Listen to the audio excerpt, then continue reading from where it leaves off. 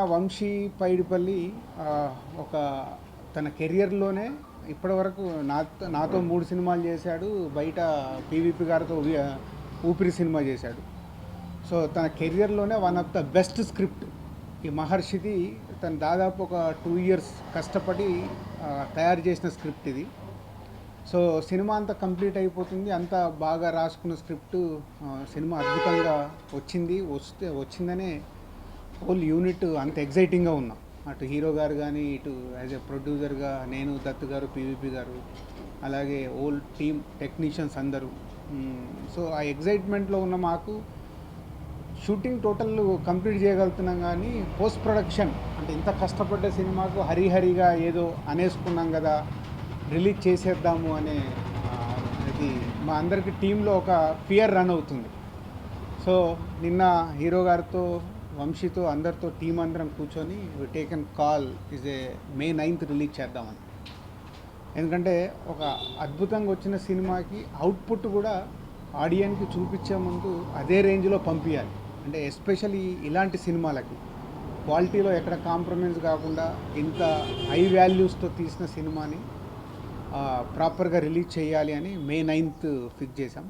So May 9th is a కోయిన్సిడెంట్గా అశ్విని దత్ గారికి Jagadeka Veerudu, Athiloka Sundari, Mahanati last year అద్భుతమైన సినిమాలు దత్ గారికి ఉన్నాయి. అలాగే మే మంత్ అంతా నాకు అటు పరుగు కానీ, ఆర్య, భద్ర, సో ఇలా అన్ని సినిమాలు పాజిటివ్ వైబ్రేషన్స్తో ఉన్నాయి.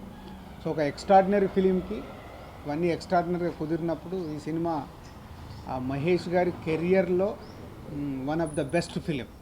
అంటే ఇదే బెస్ట్ కూడా అవ్వచ్చు, కానీ సినిమా ప్రేక్షకుల ముందుకు వెళ్ళకంటే ముందు అంత పెద్ద స్టేట్మెంట్ ఇవ్వడం నాకు ఇష్టం లేదు. One of the best film Mahesh గారి కెరియర్లో ఈ మహర్షి అవుతుంది.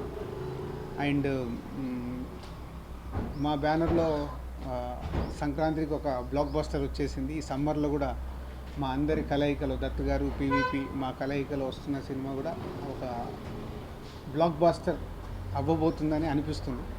So same time parliament elections కూడా April last week, May first వీక్లో వస్తున్నాయి.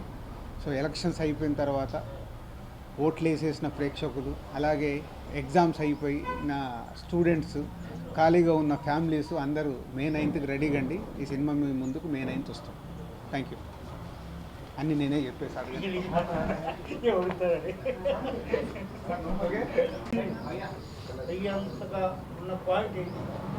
ఈ సినిమాలోనా అంటే ఇప్పటివరకు మనము చాలా సినిమాలు చూసాం. అంటే ఒక అద్భుతమైన సినిమాలు మహేష్ గారి కెరియర్లో ఒక పోకిరి కావచ్చు, ఒక ఒక్కడు కావచ్చు, ఒక శ్రీమంతుడు కావచ్చు.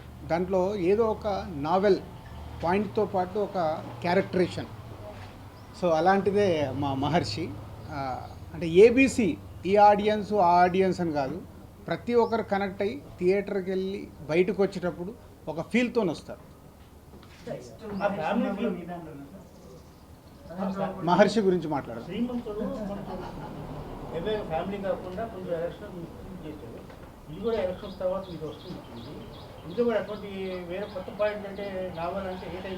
అంటే అది అంటే మనం అందరం ఇప్పుడు మనం అందరం సినిమా చూసి బయటకు వచ్చినప్పుడు మనం అంటే ప్రేక్షకుడు, అరే ఇది కరెక్ట్ కదా, మనంతు మనం ఏం చేస్తున్నాము అని అనుకొని బయటకు వస్తారు. మనం ఏం చేస్తున్నాం అనే పాయింట్ ప్రతి ఒక్కరికి సినిమా చూసి బయటకు వచ్చినప్పుడు మనం ఆ ఫీల్తో బయటకు వస్తాం. ఫాస్ట్గా ఫిక్స్ చేయి. ఇదా ఇదా టెల్ మీ చెప్పండి. Let me complete the question. The question is any one famous movie dialogue. 1, 2, 3, 4, 5.